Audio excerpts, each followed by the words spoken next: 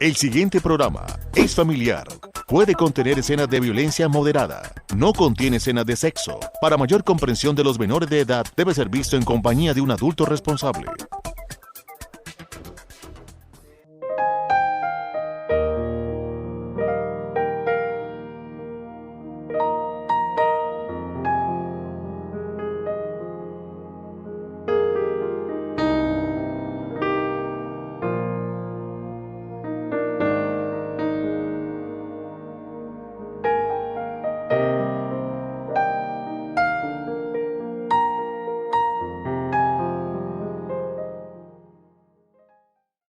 Amables teleaudiencia, sean bienvenidos a esta emisión de Reflexiones, programa que quiere traer a su vida y a su corazón un mensaje de la palabra de Dios, pero también una reflexión para que por un momento podamos pensar y meditar en lo que Dios quiere que hagamos cada día de nuestra vida. En esta oportunidad, el pastor Eliseo Torres preparó un tema y lo comparte con nosotros, el cual ha titulado La mejor guía. Quédese con nosotros.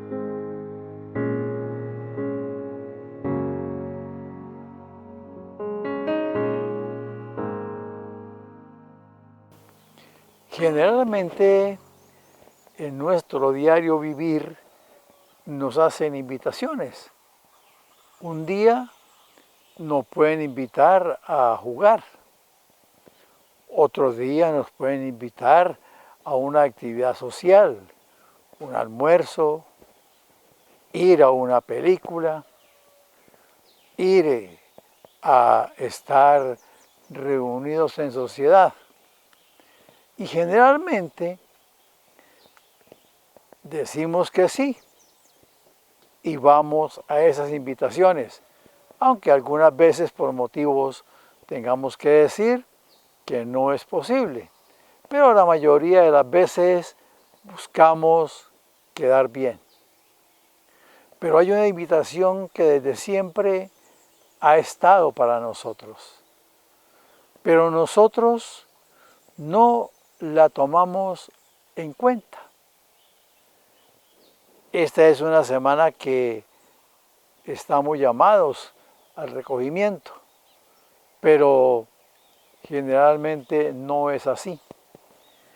Pero la invitación que el Señor nos hace y nos ha hecho desde siempre está en el capítulo 1 del libro de Josué, que dice en el versículo 8, nunca se apartará de tu boca este libro de la ley, sino que de día y de noche meditarás en él, para que guardes y hagas conforme a todo lo que en él está escrito, porque entonces harás prosperar tu camino y todo te saldrá bien. Es una invitación que Dios nos hace con promesa. Primero nos dice, nunca se apartará de tu boca, de tu mente, de tu corazón, de tu ser, este libro, la palabra de Dios, la palabra que Él inspiró, la palabra que Él hizo que 40 hombres tuvieran el privilegio de escribir. Y Él nos invita a leerlo. Pero sin embargo, son muchas las veces tal vez en que hayamos dicho que no. Pero en Él hay grandes cosas y está la promesa que dice el Señor. Guarde todo lo que en Él está escrito, es la petición. Pero viene entonces, porque Él nos dice que porque entonces harás prosperar tu camino y todo te saldrá bien. La mejor garantía de vivir bien la tenemos cuando tenemos como guía de nuestro camino, como derrotero de nuestro camino, la palabra de Dios. Porque con seguridad todo lo que hagamos, todo lo que esté al frente de nosotros va a ser lo bueno, porque Jesús, porque Dios, guiados nosotros por el Espíritu Santo, vamos a tener siempre el mejor camino. Y por eso veamos algunos ejemplos.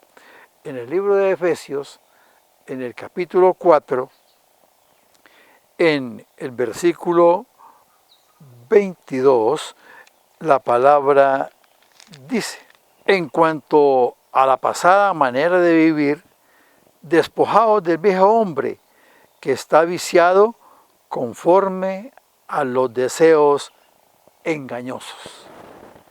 Aquí viene otra invitación del Señor: el negarnos a nosotros mismos, el no seguir siendo la persona que ha venido siendo, sino mejorar cada día en la forma que tenemos.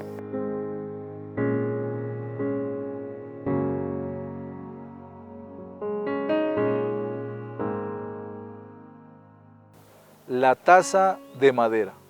Cuenta la historia que un hombre ya mayor quedó viudo, de manera que por su edad no podía vivir solo en su casa. Sus dos hijos llegaron a la conclusión de que venderían la casa y que uno de ellos lo llevaría a vivir junto con su familia. Así que el hermano mayor tomó esa decisión de llevar a su papá a vivir a su casa, donde estaba su esposa y sus hijos. El hombre era un poco brusco, partía los vasos porque los golpeaba sin darse cuenta, dejaba caer la loza. Así que los dos esposos, tanto el hijo de él como su esposa, decidieron conseguir una taza de madera para servirle allí los alimentos. Y la trajeron a casa y le servían en la taza de madera. El hombre allí comía, pero su nieto mayor lo miraba porque lo amaba y se hacía siempre a su lado para la hora de los alimentos. Una tarde, el chico estaba en el taller de su papá con un gran trozo de madera y empezó con un formón a hacerle un hueco y le empezó a dar por los lados. Luego, con una lija gruesa empezó a pulirla. Después le empezó a quitar los bordes de la madera y empezó a hacer 2 tazas de madera. Su papá lo vio y se quedó mirándolo. Le dijo: hijo, ¿qué estás haciendo? Dijo: 2 tazas de madera. ¿Y eso para qué? Dijo: para ti y para mi mamá cuando ya estén viejos y no puedan comer en los platos de loza. El hombre lo miró y por un momento sintió en su corazón que no era la mejor manera de tratar a su papá sirviéndole en esa taza de madera. A veces sucede, pasan los años y en lugar de los hijos ser agradecidos con los padres por la edad que ellos tienen, por el sacrificio que hicieron, por la crianza que nos dieron, se nos olvida y los tratamos mal y a veces lo menospreciamos. Necesitamos tener en nuestro corazón honra hacia nuestros padres y si ellos cometen algún error, no juzgarlos, sino antes amarlos más, porque allí están demostrando que quieren hacer las cosas bien, pero que muchas veces no pueden hacerlas. La palabra nos dice en la epístola del apóstol San Pablo a los Efesios, en el capítulo 6, en los versículos 2 y 3. Honra a tu padre y a tu madre, que es el primer mandamiento con promesa, para que te vaya bien y seas de larga vida sobre la tierra. Necesitamos honrar a aquellos que en su juventud lo hicieron todo por nosotros y hoy podamos nosotros hacer algo por ellos. Reflexionemos.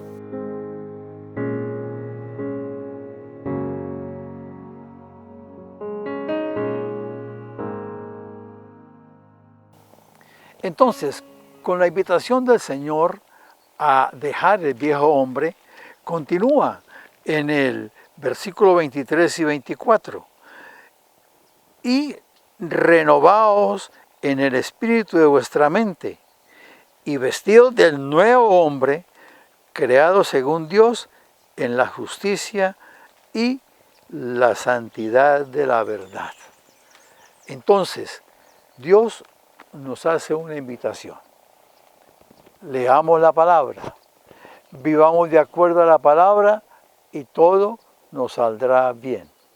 Ahora, si seguimos la palabra, si estamos estudiando la palabra, entonces dejamos ese viejo hombre que está viciado de engaños, que está viciado de cosas que no nos favorecen, y viene a una renovación del espíritu, porque entonces él dice, y vestidos del nuevo hombre, creado según Dios en la justicia y la santidad de la verdad, si renovamos nuestra mente.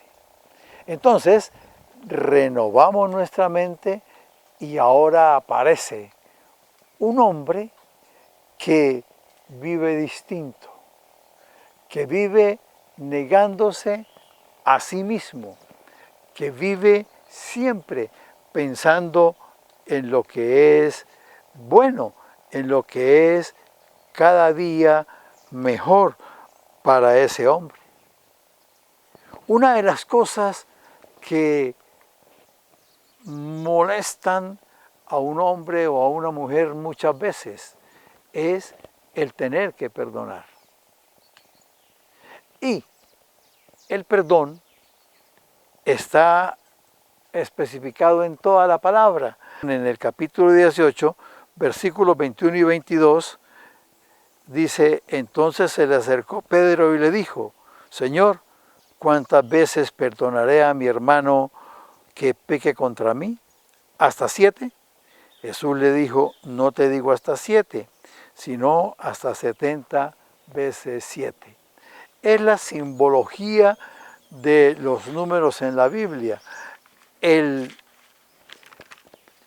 número 7 es el símbolo de la perfección.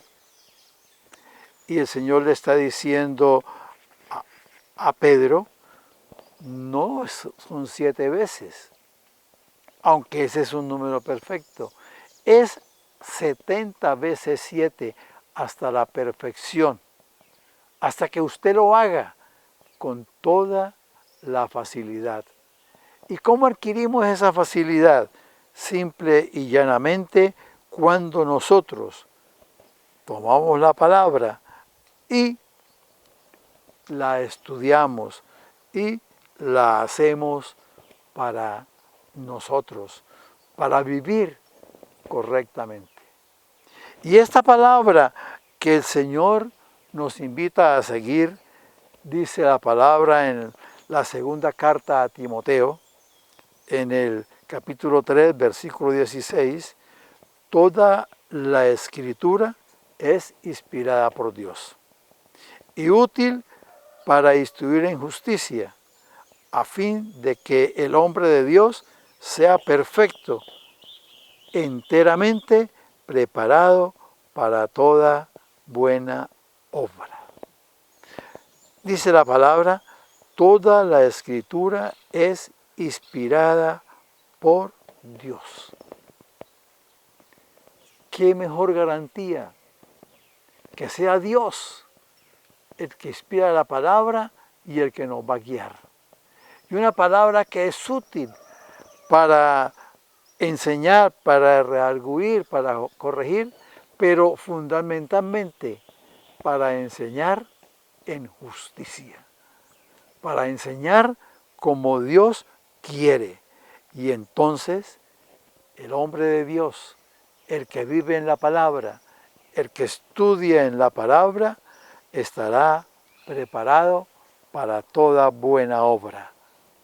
Estudiemos la palabra, vivamos la palabra y tendremos la mejor guía, la inspirada por Dios.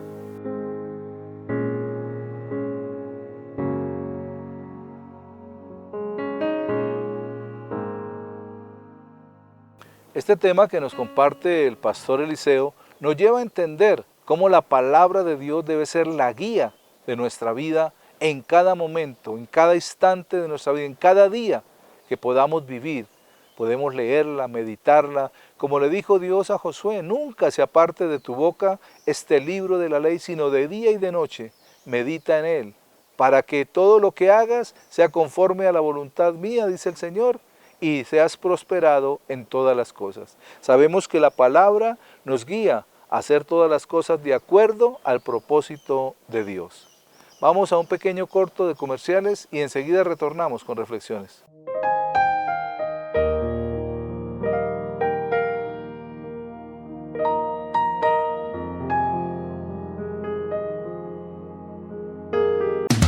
Papi, ¿cuántas veces le he dicho que en Comutesa le prestan para sus negocios y cultivos fácil y rápido, con tasas desde menos del 1% mensual? Ya son muchos los que están felices con sus créditos. Arriba ese ánimo, vaya por el suyo y póngase a trabajar. Arriba y crezca con Comutesa, su respaldo financiero.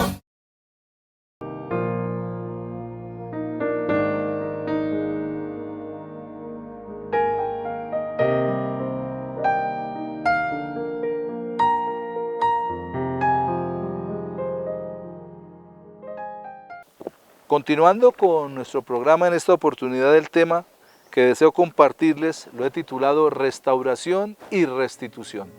Quédese con nosotros.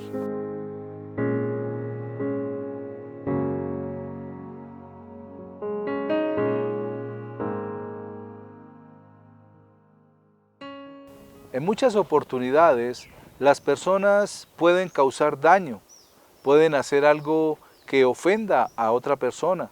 Pueden incluso quedarse con las propiedades o los bienes de otros. Pero la palabra nos dice que Dios es un Dios que quiere restaurar y restituir todo aquello que se nos ha sido quitado. Por eso la necesidad de conocer en la palabra de Dios el propósito de Dios en cada vida y conocer a los personajes que prácticamente se identifican con el Hijo de Dios, con Jesucristo, el cual vino para restaurar nuestra relación con Dios, pero también para restituir todo aquello que se nos había quitado o habíamos perdido en esa comunión íntima con Dios, que es nuestra vida espiritual.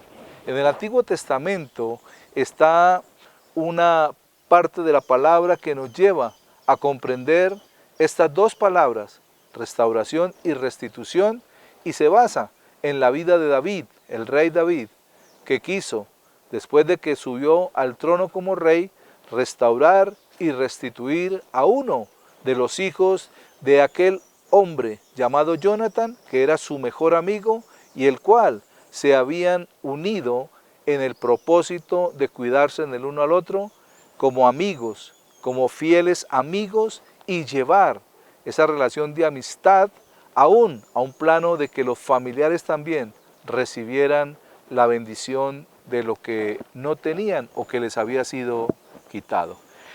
En el segundo libro de Samuel, en el capítulo 9, en los versículos del 1 al 7 dice la palabra: dijo David: ¿ha quedado alguno de la casa de Saúl a quien haga yo misericordia por amor de Jonatán?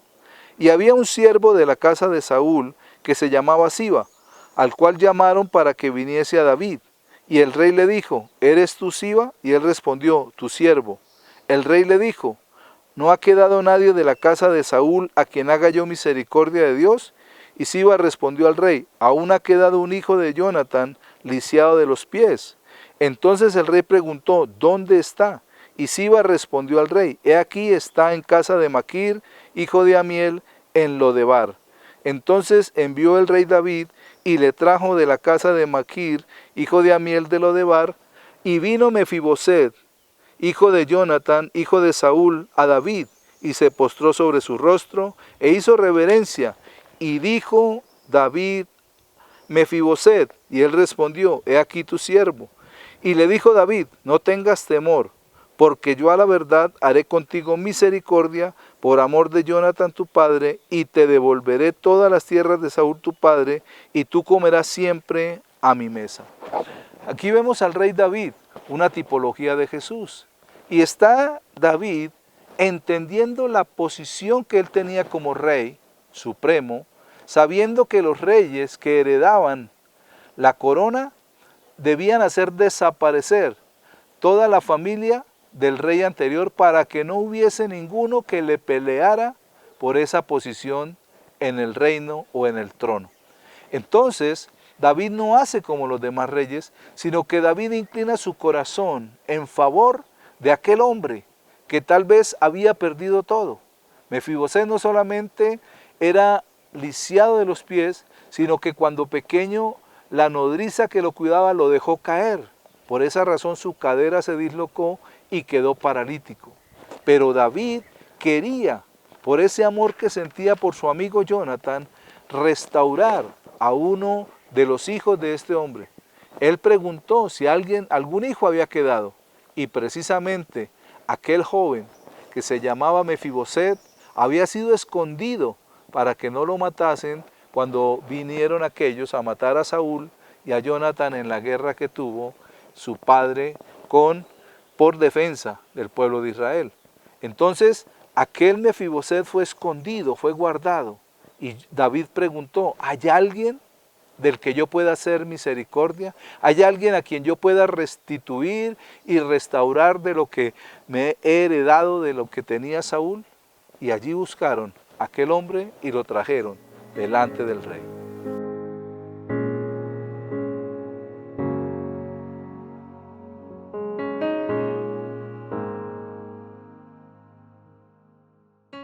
Lo que Dios unió. Cierto día, un hombre fue a visitar a un consejero matrimonial. El hombre llevaba entre sus manos unas páginas escritas, pero esas páginas tenían algo especial. Era una lista de quejas contra su esposa. Y gastó horas y horas hablando. Al final de varias horas, el consejero pues tuvo que interrumpirlo y no pudo evitar la pregunta. Si es tan mala su esposa, ¿por qué se casó con ella? Entonces el hombre rápidamente le respondió, porque ella al principio no era así. Esa fue la respuesta del hombre. El consejero se quedó mirándolo y al escuchar aquella respuesta le cuestionó. Entonces me está diciendo que ella es así porque se casó con usted. El consejero lo miró a los ojos y el hombre bajó la mirada y aceptó que algo estaba haciendo mal y eso provocaba que su matrimonio no funcionara. ¿Qué hizo este hombre? El consejero le dijo, le recomiendo que vaya a su casa, mire a su esposa, la abrace y le diga suavemente cuánto la ama. Dios no quiere que los matrimonios se separen. Y en la primera carta a los Corintios, en el capítulo 7, versículo 10 dice, pero a los que están unidos en matrimonio, mando no yo, sino el Señor, que la mujer no se separe del marido, y si se separa, quédese sin casarse, o reconcíliese con su marido, y que el marido no abandone a su mujer. Lo que Dios unió, que ningún hombre lo separe. Reflexionemos.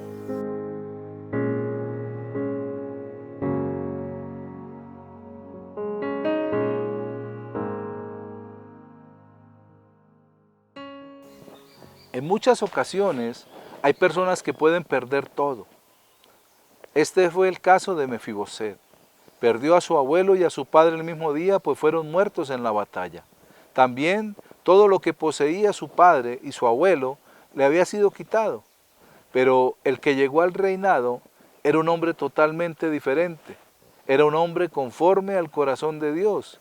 Y él quería restaurar y restituir a aquel joven llamado Mefiboset. Y a veces cuando las personas pierden todo, pierden hasta la capacidad de querer vivir. Pierden la capacidad de seguir adelante y quieren morirse mejor. Y aún ellos mismos se ven como personas despreciables.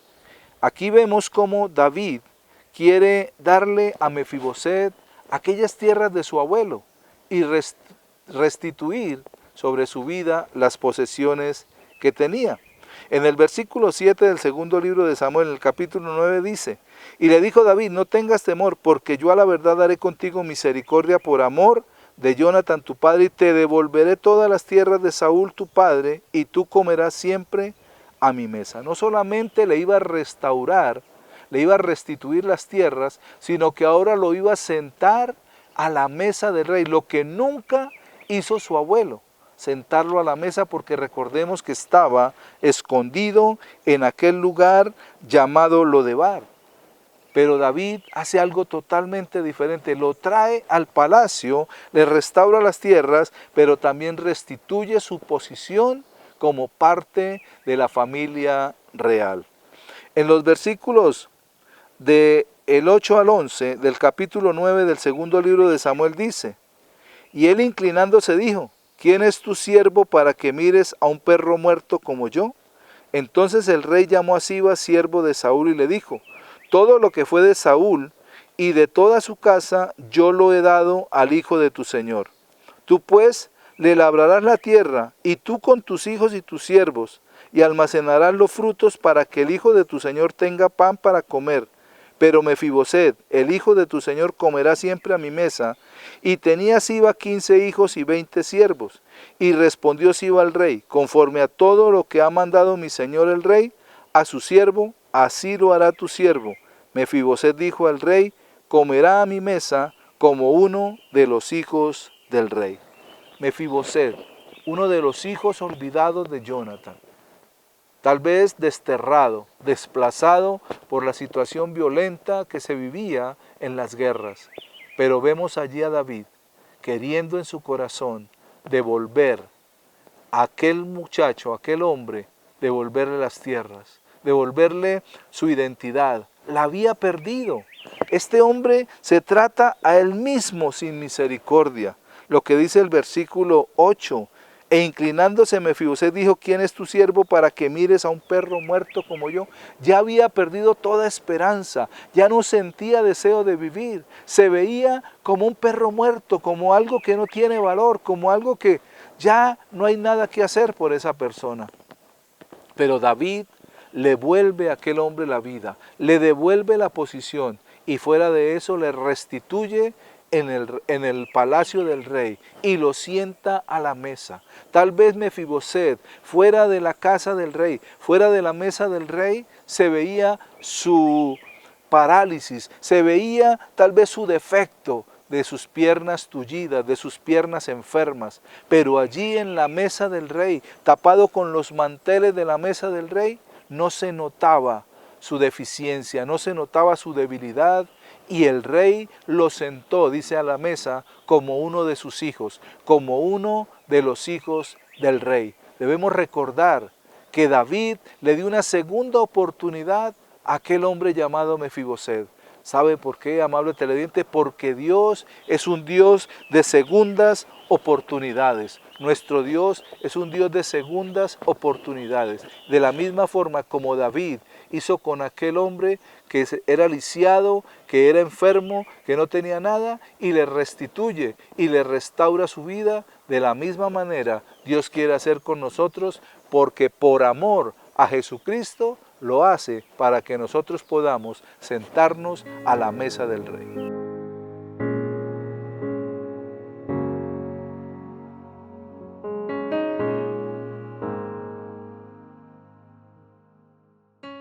Dios, por medio de Jesús, nos está llamando para que nos acerquemos a Él con toda libertad. Aceptemos a Cristo en nuestro corazón, entreguémosle nuestra vida a Él y declaremos con nuestra boca y creamos en nuestro corazón que Jesús es el Hijo de Dios y que vino para salvarnos, para restaurarnos y para restituirnos.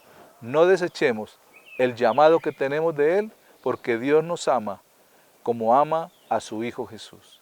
Amables televidentes, gracias por permitirnos entrar a sus hogares durante esta media hora. Que Dios les bendiga.